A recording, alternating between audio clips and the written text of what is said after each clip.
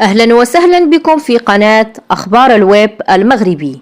شاب ينهي حياة والديه بطريقة بشعة بالقليعة نواحي أكادير.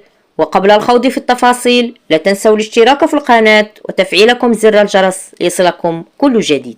أقدم شاب ثلاثيني يعاني من اضطرابات عقلية على قتل والديه طعنا في حي بن عفر بالقليعة عمالة إنزكان أيت ملول. وحسب ما تناقلته المصادر الإعلامية تم العثور على الزوجين مقتولين داخل مقر سكناهما بالحي المذكور قبل أن يتم إبلاغ السلطات ومصالح الدرك الملكي. وبحسب ذات المصادر فقد حلت مصالح الدرك الملكي بعين المكان للتحقيق في هذه الجريمة المروعة بغية الكشف عن ظروفها وملابستها. وأوضحت المصادر ذاتها بأن الأبحاث الأولية كشفت عن وقوف ابن الضحيتين وراء هذه الجريمة، مشيرة إلى أنه يعاني اضطرابات نفسية. لا تنسوا الاشتراك في القناة وتفعيلكم زر الجرس ليصلكم كل جديد.